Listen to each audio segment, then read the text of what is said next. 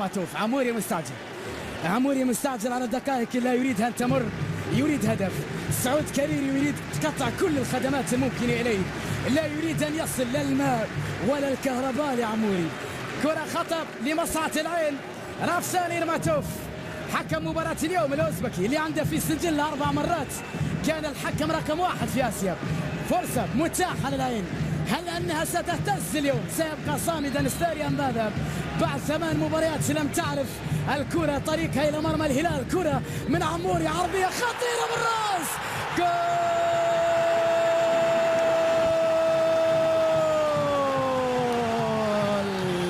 هدف إمارات يول عيناوي يسجلون في وقت مبكر.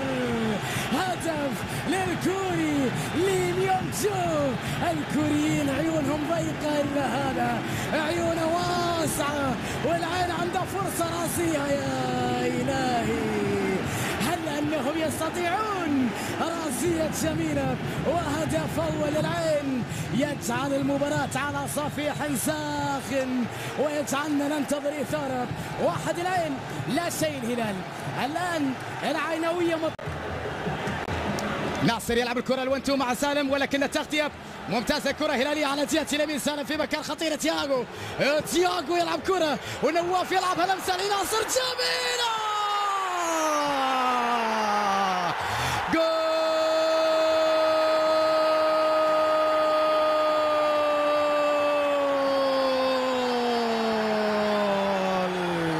هدف هلالي، الله يا ناصر، تعادل بطعم النهائي. جميلة، هذا اللي كانوا ينتظرون الشقردية. هدف ينهي العينوية. شوف اللقطة، الله يا ناصر، ضربهم كواهم، أحرق مرماهم.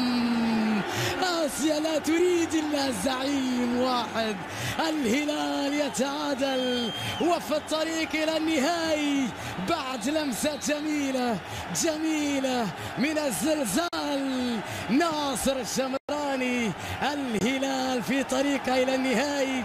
هدف قاتل بطبيعة الحال، صعب جدا، صعب، ويجعل المهمة صعبة جدا على الفريق العيناوي في مباراة اليوم.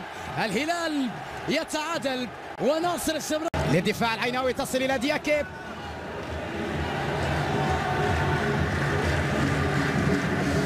الكرة تعود في جهة اليمين، فرصة متاحة عيناوية. دياكي، ليم يونغ جو، محمد فايز. عيناوية الآن على جهة اليسار، محاولة ضغط من جانب ياسر، تمريرة إلى محمد، تصل إلى عمر عبد الرحمن. كرة عرضية في المكان البعيد وخطيرة للعين، جميلة بالراس. هدف عيناوي لكامبو. العين يعود وهذا ما تريد أنصارب وهذا ما يريد زلاتكو. يسجل العين هدف ثاني، يذلل الفارق الآن وإن كانت صعبة لكنهم يرونها غير مستحيلة. كتبوا ورددوا، نعم نستطيع. هذه كرة عمر عبد الرحمن، عرضية جميلة جدا، وبعد ذلك كامبو في المكان المناسب يسجل الهدف العيناوي الثاني. يتقدم العين. الهدف العيناوي الثاني في هذه الأثناء عن طريق كامبو. محمد أحمد قلب المدافعين مكان بهذه التمريرة بعد كرة عمر الجميلة. الهدف العيناوي الثاني. العين 2 الهلال هدف. دقائق تمضي، ناصر يترك مكانه، ياسر يعود